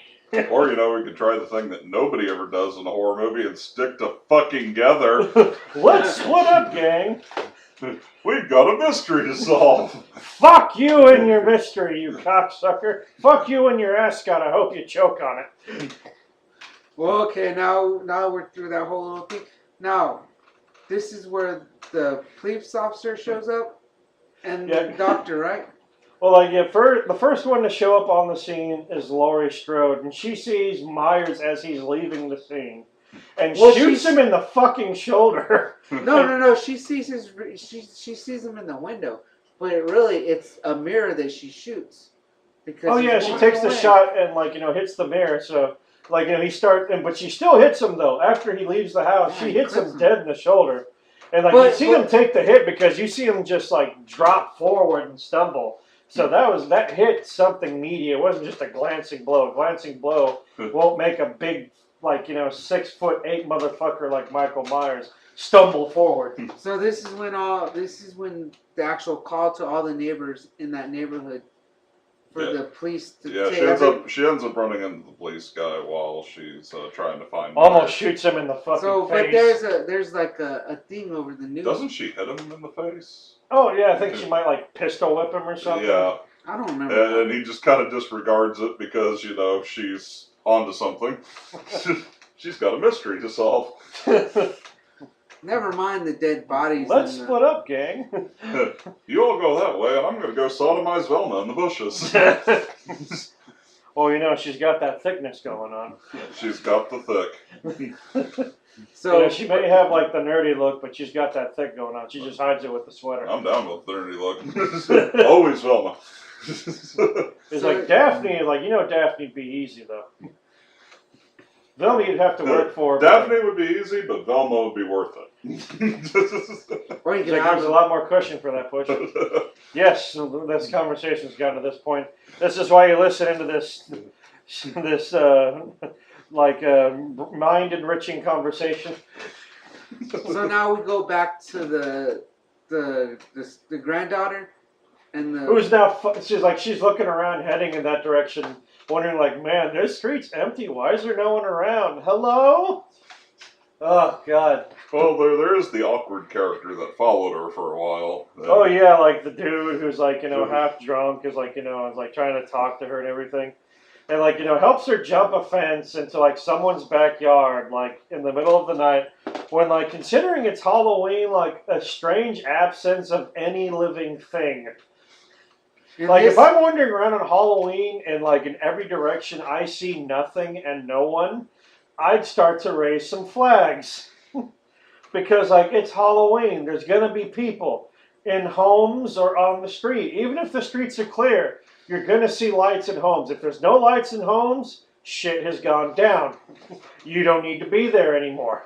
Well, it can kind of be excused on the grounds that he's drunk and she's getting mopey because, The boyfriend is Brad kissed Judy at the dance and now I'm mad. Now he's got mouth herpes. Now the awkward character tries to kiss her. He comes out and I thought you were gonna get with me since you broke up with my douche bud. Yeah, and then douche bro. And now she's I thought you wanted someone else. Yeah, but not you. Just fucking just bam, dude. He's you put all that investment just to end up in the friend zone, fucker. Well, really, he was always in the friend zone. Yeah, he just didn't know it, which is worse. But now he knows that he's penalty boxed into the friend zone. Yeah, now you're not even in the friend zone anymore. Now he's cannon fodder. He sees Michael Myers. Yeah, she storms off and and like so he falls down drunk, and like it's this scene where like Michael Myers shows up, and like it's one of those. You know what's fucked up? You think about this. When he moves, that motion light doesn't turn on. It only turns on when the douche bro moves, which is kind of weird. Well, he's got that. He's got like the crazy like serial killer powers. He takes 6 shots and keeps on moving. Why would? Oh, you can get shot 6 times in non-vital areas. You won't be happy. And if you're like anyone else, you probably would would be going. Call it a night. Like you might go into shock. Yeah, take a can of your Pabst Blue Ribbon and call it a night. And get Like some eggs in the morning. Of course, like the drunk kid assumes like it's the owner, like in a Halloween mask, and like he keeps skulking him. And like I love that he's talking at Myers. I thought for sure that he was actually gonna get away. Like I thought like maybe Myers was gonna get confused or just put off by all this kids talking and just like walk. Like he's making too much noise. I'm just gonna leave. It's like By the way, I think this is my favorite kill in the movie. Him getting impaled. Yeah, him getting impaled. Oh, he gets stabbed. He gets stabbed in the back as he's trying to jump a fence, and as he's falling down from like being stabbed, he impales himself in the jaw. No, Michael Myers impales him. Yeah, Myers pulls him down. Oh. I remember him getting stabbed in the back, and then Myers pulling him down, and then him falling on the spike. Well, Myers pulls him down on the spike, but yeah. Because he's actually reaching for the stepdaughter's legs. Hmm. He freaks out because he sees Michael Myers, and the light goes off. He's further away. Kind of like a weeping angel. Once he looks away, he's right on him. And when he sees Michael Myers right on him, that's when he starts running after whatever her name is. Yeah. Jennifer. I'm gonna call her Chad. She's a Chad. Anyways, right when she's trying to get over, he's all help me. And she's like, stop fooling around. I'm done with you. It's not funny anymore. Oh my God! You got stabbed. You make my vagina itch. They got ointment for that, anyways. That's when he gets impaled by Michael Myers. And so now she runs out of your hair grease. And so this is the first time Jennifer sees Michael Myers and realizes her crazy ass grandmother was right. Yeah, she lets out a really nice scream too when that reality comes crashing down. Now, is she a scream queen? No, she hasn't been in enough horror movies. That's true. Well, they were saying that about. You got to at least have 2 title roles in a horror film. Well, I guess that's the rule then. That's how. So let it be written. So let it be done. That's how Jamie Lee Curtis got the Scream Queen title. She was in Prom Night and then Halloween. Oh yeah, it was prom night, wasn't it? So yeah, because I remember by Halloween they were already calling her Scream Queen. Everything is all right at the prom. God, Which, by the way, was horrible. Yeah, that movie was unpleasant. So like, so she runs off. She gets picked up by the cop who has. She gets picked up by the cop and by Loomis Jr. What? But you're also forgetting one thing. This is when all the cops start rolling up to Jamie Lee's daughter's house and like looking for him. Yeah, looking for her. Is like like Michael Myers is. Where's your daughter? Where's Jennifer? I don't know. I can't get a hold of her. And then the mother's freaking out. The father's freaking out. And now the father's just a mindless imbecile, isn't he? Yeah. Yeah, it's like he's just like, what's going on? I don't know if he's an imbecile. I think he seems like he's 2 steps behind the plot. Like when the police show up, it's like, Myers is loose. We gotta go. It's like, what? What's all this talk about a masked man? I don't know. Why aren't you handing me my pancake syrup? I'm still on breakfast. No, I think it's just that he's the bitch in the relationship. He doesn't wear the pants. The wife wears the pants in the relationship. I just think that he's stupid. He seems ignorant of the situation at all times. So this is when they decide that going to the compound's probably the best idea. Yes, it's time to go to the fortified compound of screens. Which, by the way, the setup of that place is fucking brilliant. No, because especially why the fuck would you have just like a creepy dress mannequin room for no reason?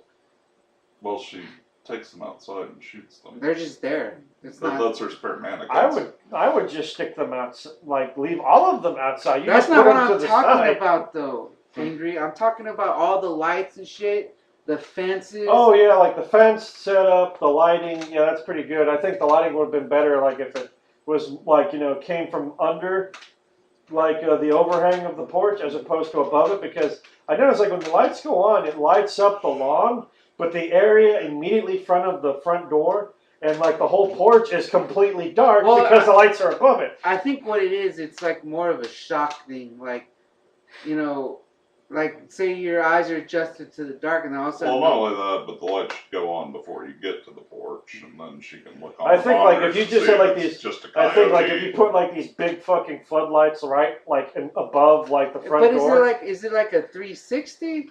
Is it all around the cow pound? I only remember there were seeing like 4 lights to them. There was like 4 of them in the front and 4 of them in the back. So but the sides weren't illuminated, as far as I know.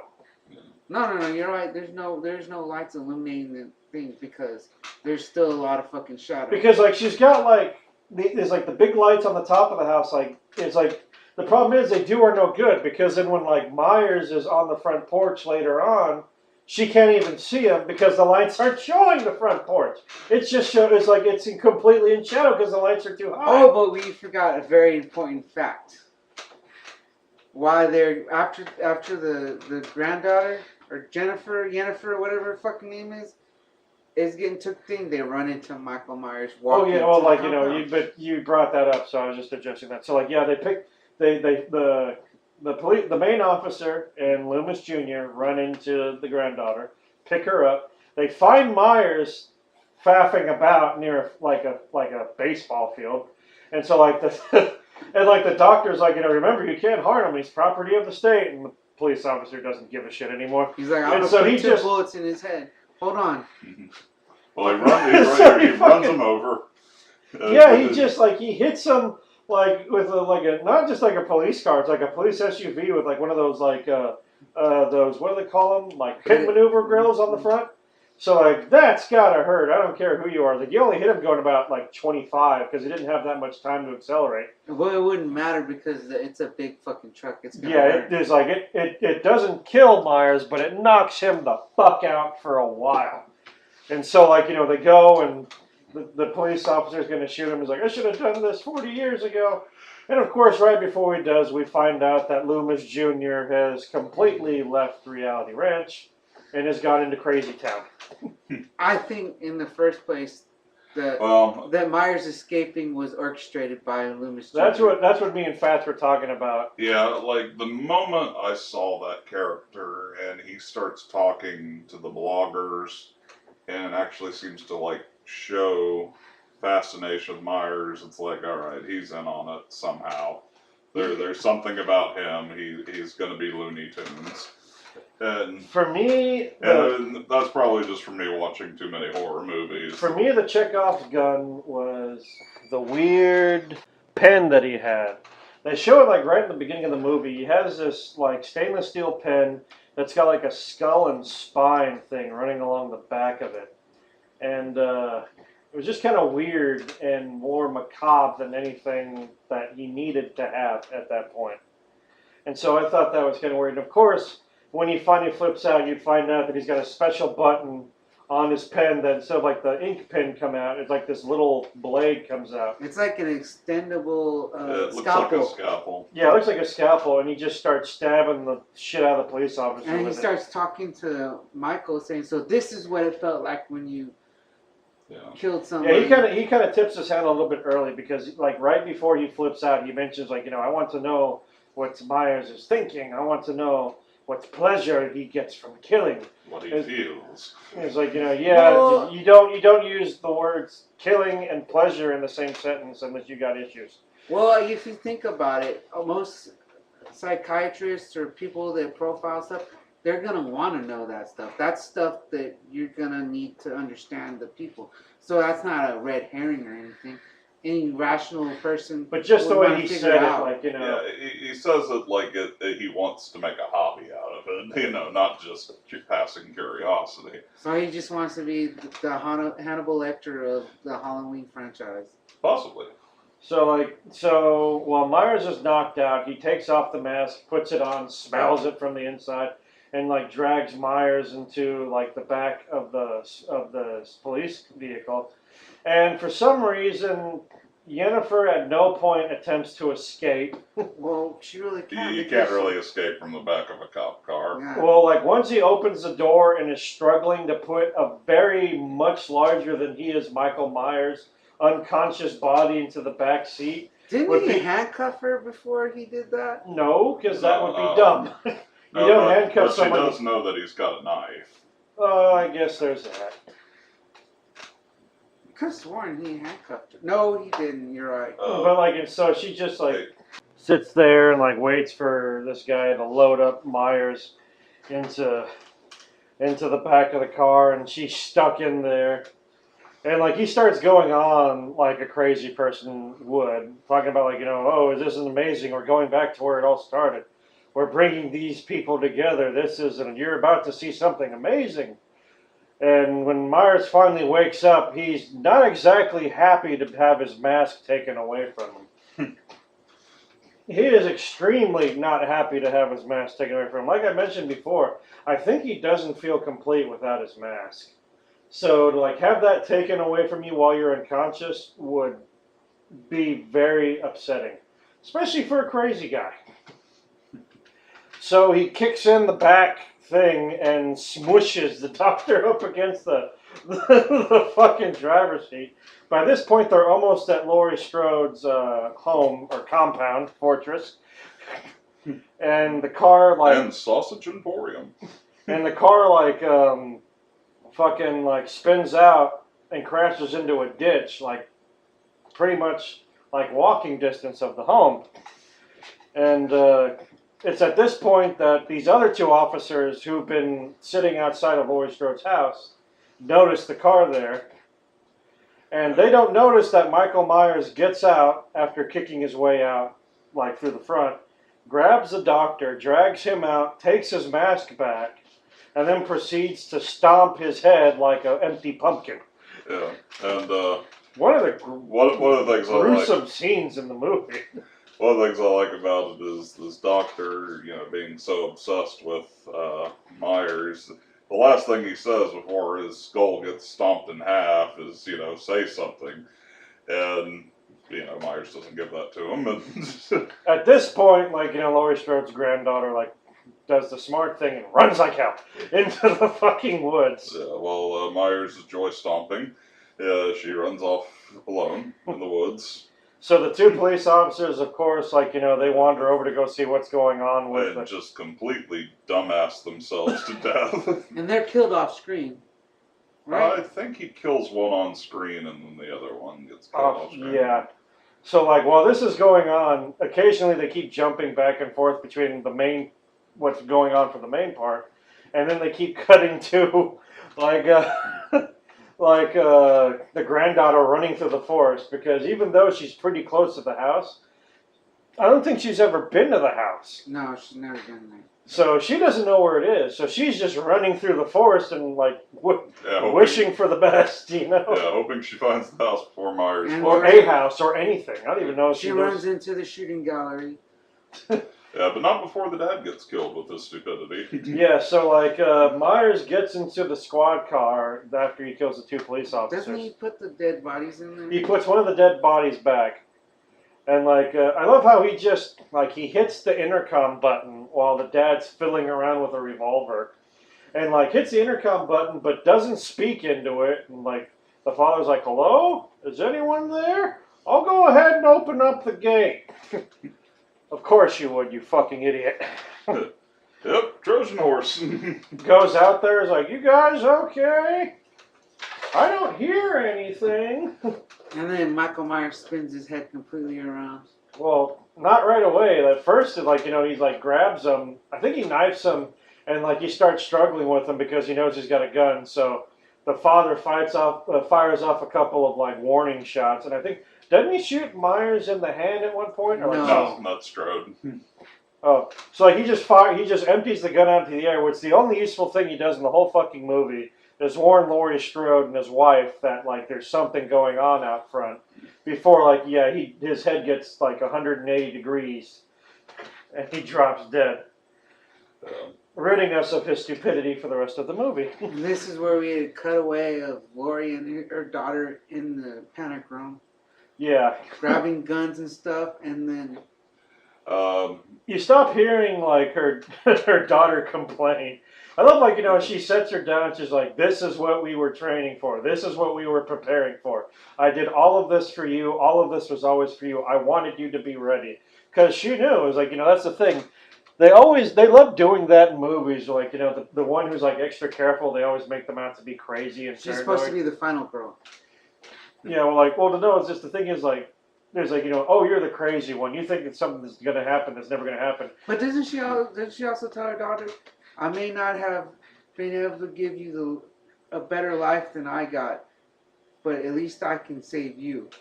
I think she says something like that. Yeah, like it's like I don't know the I exact ruined your words. childhood, but the least I can do is like try to make it up, and I can't make that up to you, but the least I can do is save you, something to that effect. So she leaves her daughter in the panic room with the guns. And she grabs, God, what was it? Was it like a pistol or a rifle or? She I grabbed. think she grabbed a double barrel. No, she grabbed the tactical shotgun. She grabbed Was some it a kind of shotgun? shotgun. I think it was a shot- rifle. No, it was a shotgun with the pistol grip. Because like she's got some sort of long-barreled gun, and I'm thinking, She grabbed the bag. To be honest with you, it was a bag, and she put ammo and a couple pistols, and she might have put that 30-30 in there, and then she had the tactical shotgun. it was like I know she uses a long-barrel gun, which I think you don't use a long-barrel gun in a house. It's a very awkward weapon to be like going like that. You want a pistol. It gives you more range. You can aim it better. You can aim it easier, and it's less likely of someone reaching and grabbing the barrel and yanking it away from you. Yeah. But for whatever reason, so she puts the floodlights on. She loses track of Myers, and of course she can't see Myers because Myers is right in front of the front door, and like stabs her through it and like gets it open. Yeah, she manages to blow off part of the sand with the gun while they're I wrestling. think she like blows off his pinky and ring finger with like the gun, and like she basically mangled the hand. That's all. yeah, she fucked up his hand pretty good. I don't know if she just got the fingers, if she got some of the meat from the hand, but she fucked up his hand. One way, no matter how you look at it, his hand was fucked. So like she loses sight of him. He ends up going upstairs and like he's leaving a trail of blood behind. And here's where you actually get to see this part I like about her house. She's got the rooms aren't very well lit, which I couldn't tell you why, because you'd want a lot of freaking light to make it impossible for him to hide in shadow, because that's something he loves to do.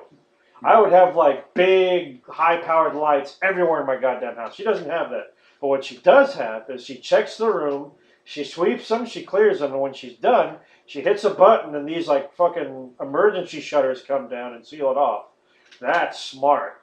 Because if you missed him, he's not going to go back into that room and jump you later, or he's not going to pop out and get you from behind. Yeah. And so Which makes you wonder, why did she do that? Why is she? Is this part of some kind of plan or something? Well, yeah, actually, and it demonstrates at the end that she's trying to. flush him out. Yeah. She's trying to. It's like like I said, it keeps him from sneaking up behind her, because like by sealing off the rooms, that's just one less place you can come from. Two, it's like I don't have to worry about that room again because there's no way you can get into it, even like after I've already checked it. Yeah, if for some reason he was in there and she didn't see him, well, now he's trapped in that room.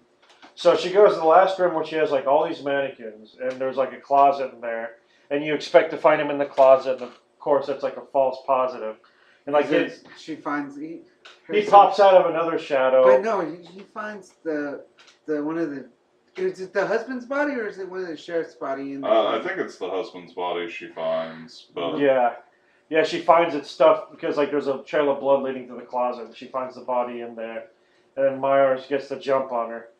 She wrestles with him for a while. I think she gets like. She gets thrown through the window off the. Does she get stabbed and thrown through the window, or does she just get thrown through the I window? think she just gets thrown. Yeah, she gets thrown through the window. Yeah, she gets thrown through the window, and like she lands in a heap. Myers goes, and then she hears her Strode's daughter cry out. And she looks back, and then when she looks back down, it's Yennefer. oh yeah, She's she goes into the house. She's Yennefer. looking. She finds her way to the house finally after she gets the shit scared out of her by like all the shooting dummies. Mm-hmm.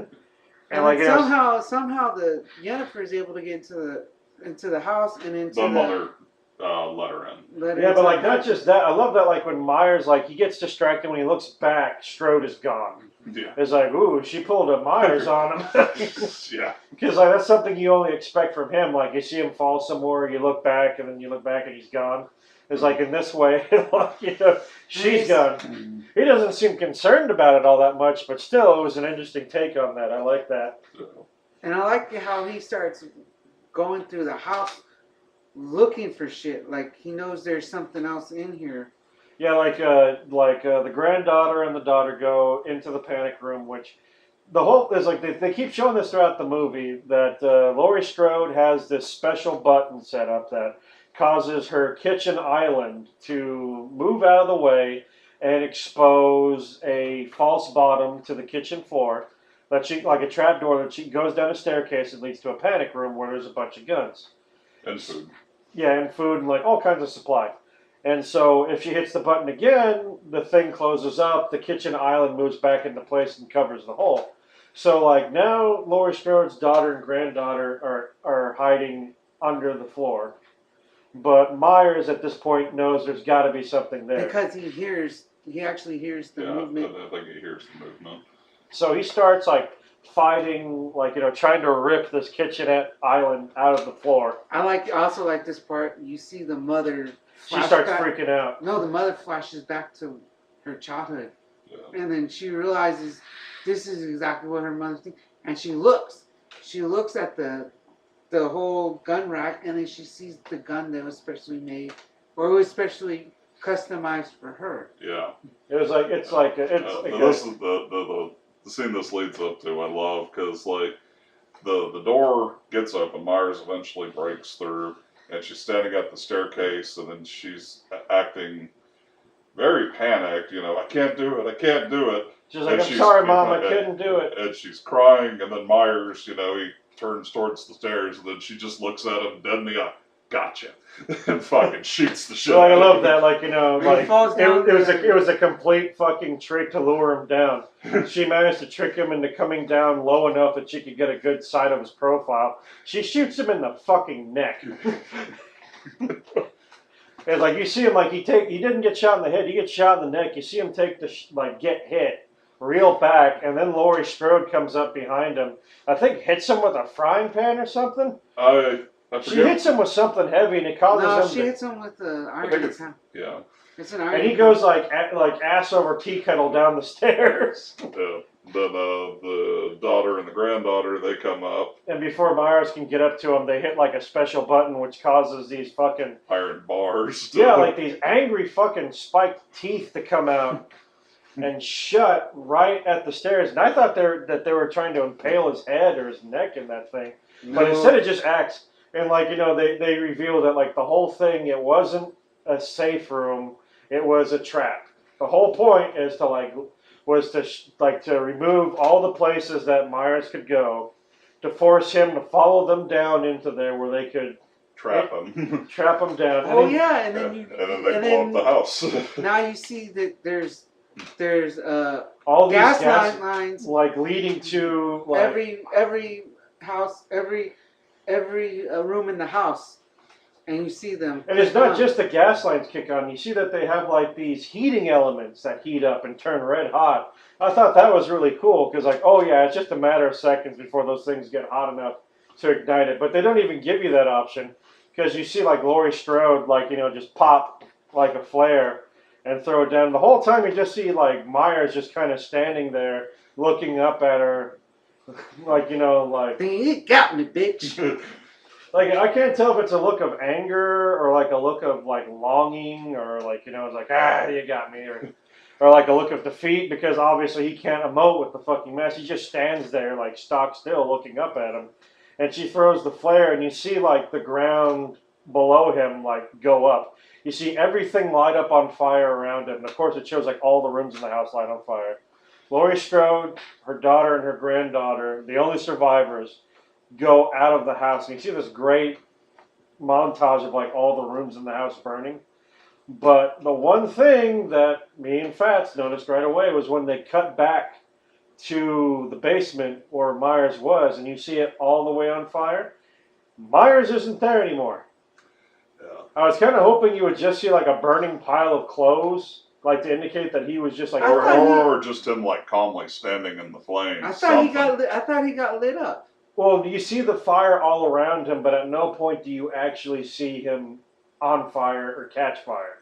Yeah. You see everything around him catch fire, but the whole time you just see him standing there still looking up. The flames haven't gotten to him yet. And when they finally get back to the basement, he's not there.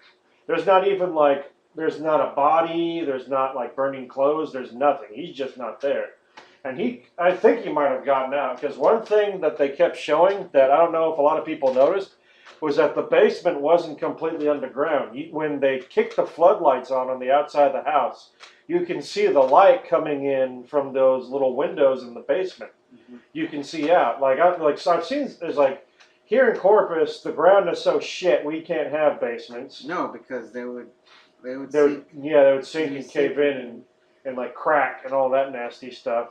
But in places that do have houses, that do have basements, I know that some of them are like full basements where like the whole thing is underground.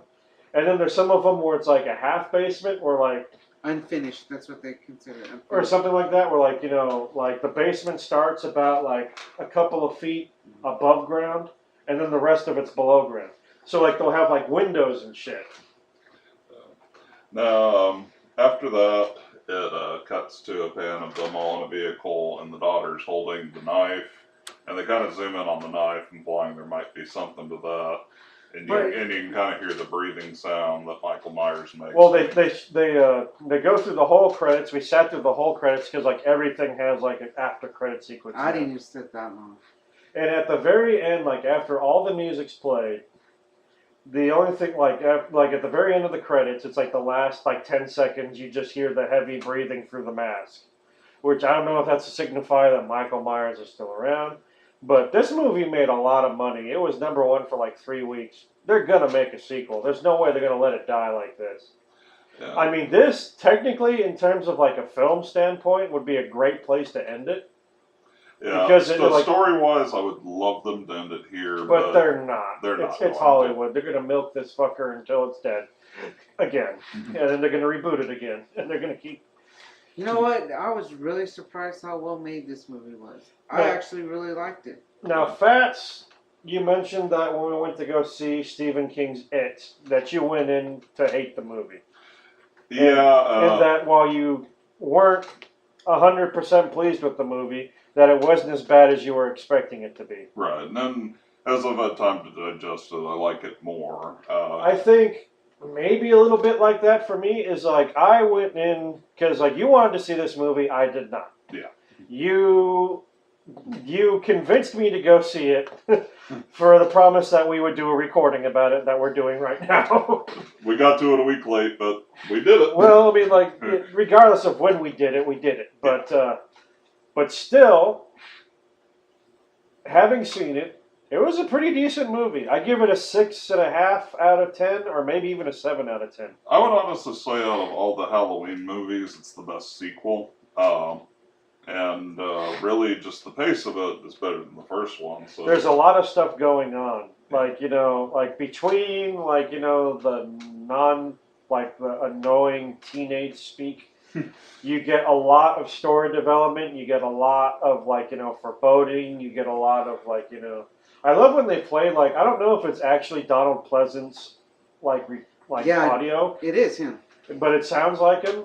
And there's some parts in the recording it distorts his voice, and it sounds really fucking creepy. But I like that effect. Yeah. One of the things I like on it, because a lot of horror movies, you usually don't have like a continued hero. Usually, basically, they survive once and they either get killed much later or you just don't see them again. Laurie Strode, you get to see her, you get to see what kind of impact this has had on her. And that's not something you get to see in horror movies a lot. So I thought that was really neat. Something I mentioned to you before, and this is going to be out of sequence, so you guys will hear about it eventually in one of the later episodes, but something I've talked about, I love movies that go back and touch on something years later.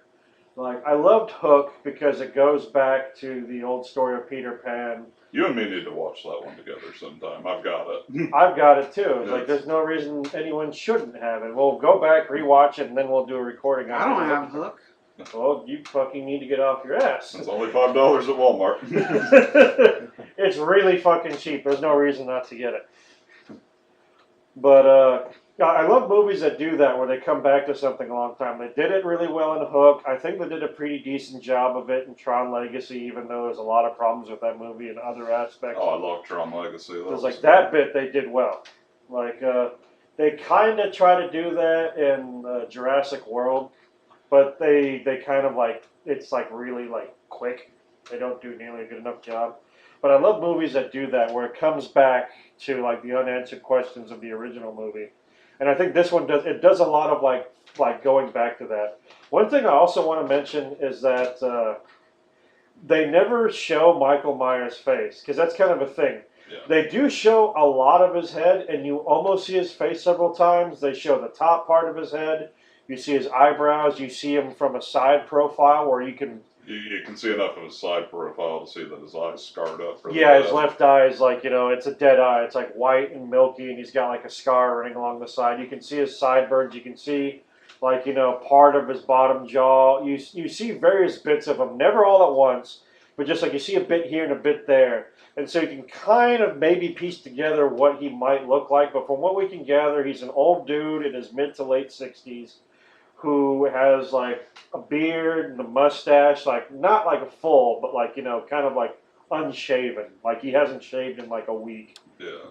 And like short cropped hair, but just like a big, imposing, square-headed individual. Not a blockhead, but just a very square head. Not a Hank Hill head. But But Well, we've been recording this for almost 2 hours now, so I think this is a good place to stop.